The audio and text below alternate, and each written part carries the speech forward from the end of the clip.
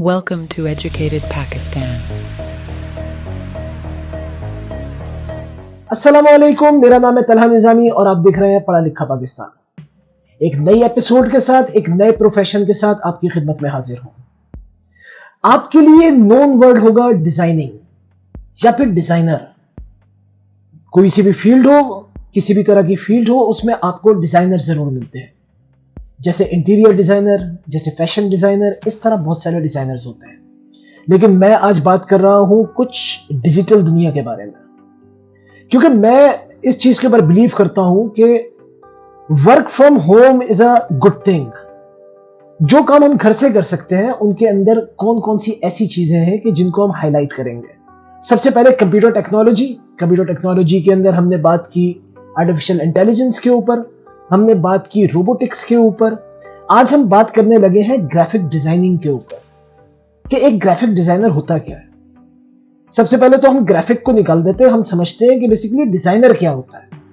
Designer एक ऐसा शख्स होता है कि जिसकी आई बहुत अच्छी होती है, जो उन तमाम चीजों पे गौर करता है जिस पे आम लोग नजर नहीं रखते, जो किसी भी चीज को डिजाइन कर सकता है। आप किसी भी रिलेटिव फील्ड के अंदर चले जाएं, आप किसी भी फील्ड में उठा के देखें तो आपको समझ में आएगा कि डिजाइनर का काम किसी भी चीज को अच्छी तरह से पेश करना है। अगर हम बात करें ग्राफिक डिजाइनिंग की, तो ग्राफिक डिजाइनिंग एक ऐसा शोबा है कि जिसके लिए आपको तालीम हासिल करना आई थिंक इतना ज्यादा जरूरी नहीं है। आपके अंदर सिर्फ अच्छा सेंस होना चाहिए, चीजों को समझने का सेंस। तो वैसे नॉर्मली बैचलर डिग्री अर्न करते हैं ग्राफिक डिजाइनिंग के लिए। रिलेटिव फील्ड है ग्राफिक डिजाइनिंग, उसके अंदर बैचलर डिग्री आप ले सकते हैं। उसके अलावा ऐसे बहुत सारे कोर्सेज हैं कि जो आपको ग्राफिक डिजाइनिंग के लिए मिलते हैं। लेकिन मैं इस वक्त स्पेशली बात कर रहा हूं बैचलर्स इन ग्राफिक डिजाइनिंग। जितनी तेजी से मुआशरा तरक्की कर रहा है, जिस तरह से हम लोग आर्टिफिशियल इंटेलिजेंस में, इंफॉर्मेशन टेक्नोलॉजी के अंदर आगे जा रहे हैं, तो ग्राफिक डिजाइनिंग एक ऐसा शोबा है जो आपको बहुत आगे ले जा सकता है। एक क्रिएटिव ग्राफिक डिजाइनर होता क्या है? एक क्रिएटिव ग्राफिक डिजाइनर वो होता है जो एक पीस ऑफ आर्ट तख्लीक करता है कलर्स के जरिए, या फॉन्ट्स के जरिए, या शेप्स के जरिए, या डिजाइन्स के जरिए, या पिक्चर्स के जरिए। Basically he is the man who is the story teller. वो आपको अपने डिजाइन से बताता है कि बेसिकली वो बोलना क्या चाह रहा है। अगर आपको ग्राफिक डिजाइनिंग को एज अ प्रोफेशन चूज करना है, तो मैं आपसे ये बात जरूर कहूंगा कि पहले आपको ये चेक करना है कि क्या आपके अंदर क्रिएटिविटी है। क्रिएटिविटी बेसिकली एक आर्ट है ना। हम बात कर रहे हैं आर्टिस्ट की। आर्टिस्ट बेसिकली मेरा एक नेक्स्ट टॉपिक है, मैं उसके ऊपर ज्यादा डिटेल्स में बात नहीं कर रहा अभी। मैं अभी आपको ग्राफिक डिजाइनिंग के ऊपर ही बात करना चाहता हूं। लेकिन बेसिकली आर्टिस्ट दुनिया को जिस नजर से देखता है, एक ग्राफिक डिजाइनर भी अपने उस आर्ट पीस को एक डिफरेंट नजर से देखता है। अगर आप ग्राफिक डिजाइनिंग में बैचलर्स करने जाते हैं, तो बेसिकली वो कवर्स कौन कौन से सब्जेक्ट्स करता है, वो आपको हिस्ट्री ऑफ ग्राफिक डिजाइनिंग बताएगा, वो आपको स्टोरी टेलिंग के ऊपर बात करेगा, वो आपसे टाइपोग्राफी के बारे में सिखाएगा। If you are naturally creative and have a good eye to compelling the designs, so this profession suits you।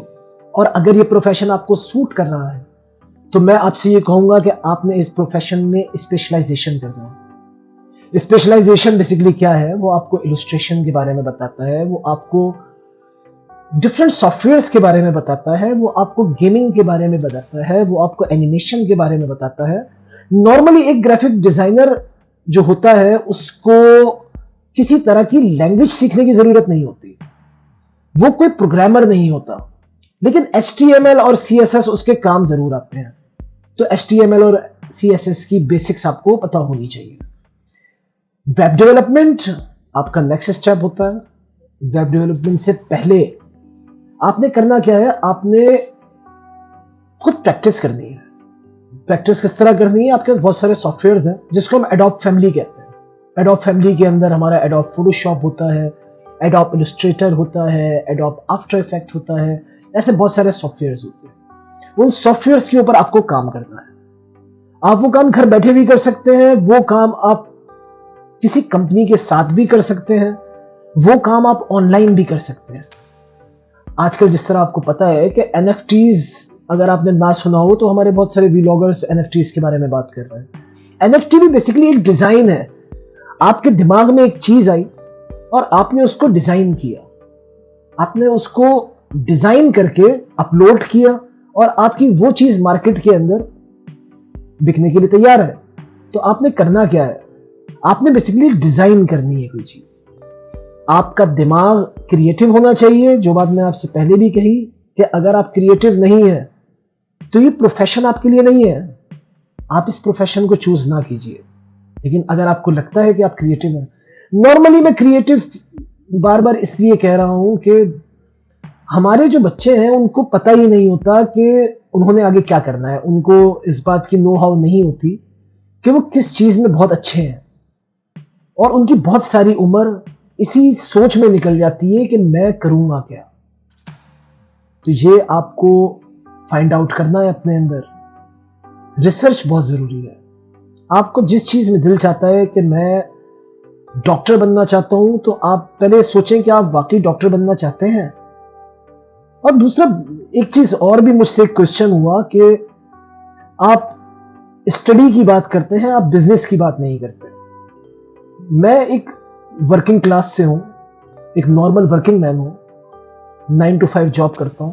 लेकिन मेरी जॉब 9 to 5 वाली है नहीं, क्योंकि मैं ऑन बोर्ड होता हूं, मर्चेंट नेवी में काम करता हूं, तो इसलिए मेरी जॉब 24 आवर्स होती है। मैं यहां स्टडी की बात इसलिए करता हूं कि स्टडी तो करनी है, स्टडी से तो कोई नहीं भागना। आपने तो अपनी स्कूलिंग कंप्लीट करनी है, क्योंकि जब तक आप स्कूलिंग कंप्लीट नहीं करोगे आपको समझ में ही नहीं आएगा कि बेसिकली हो क्या रहा है दुनिया में, आगे पीछे क्या हो रहा है। आपकी रिसर्च भी उसके साथ होनी चाहिए। जो आपका शौक है आपने उसको भी टाइम देना है, आपने वो सारी चीजें करनी है जो एक नॉर्मल बच्चा करता है। नॉर्मल बच्चे क्या करते हैं, वो तजुर्बात करते हैं ना, वो नई नई चीजें सीखते हैं, अपने दोस्तों से सीखते हैं, अपने टीचर्स से सीखते हैं। उसके बाद उनको समझ में आने लगता है कि मैंने बिजनेस करना है या मैंने जॉब करनी है। लेकिन अगर तुमने बिजनेस भी करना है तो फिर भी तुमने स्टडी करनी है। इस वक्त दुनिया में जितने भी बिजनेसमैन हैं उन सबने अपनी स्टडी कंप्लीट की है, और अगर कंप्लीट नहीं भी की, फेलियर्स हैं। और उसके लिए तो एक बहुत अच्छा कोट है ना कि the most intelligent peoples are always quitters, कि जिन्होंने अपनी तालीम छोड़ दी लेकिन वो सक्सेसफुल रहे अपनी जिंदगी में, उन्होंने वो जरूर किया जो वो चाहते थे। तो मैं ग्राफिक डिजाइनिंग की बात इसलिए कर रहा हूं क्योंकि एक ऐसा शोबा है कि ये एक बिजनेस भी है, और हम इसको as a business work from home भी ले सकते हैं। आप प्रोजेक्ट ले सकते हैं कंपनी से। अच्छा, एक चीज और मैं भूल रहा हूं बीच में, हम कंपोजर्स जो होते हैं, कंपोजिंग की शॉप्स होती हैं, आपने देखी होंगी यकीनन।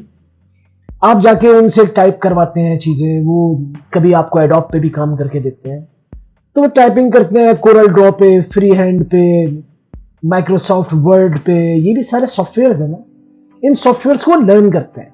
ये छोटे छोटे कोर्सेज होते हैं, 6 महीने का कोर्स होता है, 1 साल का कोर्स होता है। आप यहां से भी अपना स्टार्ट ले सकते हैं। जरूरी नहीं है कि आपने बैचलर्स डिग्री ही लेनी है, आप इन शॉर्ट कोर्सेज से स्टार्ट कर सकते हैं। इन शॉर्ट कोर्सेज से आगे आपके पास बहुत लंबा रास्ता है। अगर इन शॉर्ट कोर्सेज के बाद आपको समझ में आता है कि हाँ, मैं as a graphic designer survive कर सकता हूं, तो फिर तो आपने जाना है बैचलर्स डिग्री की तरफ। और अगर डिग्री कंप्लीट करने के बाद आपको लगता है कि मैं इससे ज्यादा कुछ कर सकता हूं, तो फिर आपने जाना है स्पेशलाइजेशन की तरफ। और अगर आपको लगता है कि मैंने इससे भी आगे कहीं जाना है, तो फिर तो गेमिंग जो है, गेमिंग इस वक्त आप बेहतर जानते हैं कि इस वक्त गेमिंग की क्या मार्केट है, एनिमेशन की क्या मार्केट है। आप अपने आप को प्रूव कर सकते हैं as an expert, as an expert in graphic designing. तो एक एनिमेटर जो होता है उसकी आप अगर जॉब्स देखें, तो अगर आप यूएस की बात करें, देखिए पाकिस्तान की तो बात मैं इसलिए नहीं कर रहा कि पाकिस्तान में आप तालीम तो हासिल कर सकते हैं लेकिन आपके पास जॉब गारंटी नहीं है। अगर आप यूएस डॉलर्स के अंदर बात करेंगे तो यकीनन आपके पास बहुत सारे रास्ते ऐसे हैं जिसमें आप ऑनलाइन काम कर सकते हैं ना। तो ऑनलाइन जो आप काम करते हो उसमें आपको डॉलर्स में पे मिलती है। तो एक एनिमेटर की डॉलर्स में जो पे है वो 10,000 प्लस है, $10,000 प्लस। मैं आपको ऐसी बहुत सारी वेबसाइट्स बता सकता हूं कि जिसके अंदर आप एज ए ग्राफिक डिजाइनर सिर्फ इनरोल हो सकते हैं, और आप इनरोल होंगे तो यकीनन आपके पास जो आपका किया हुआ काम है वो आप उसके ऊपर डालेंगे, वो आपका पोर्टफोलियो है।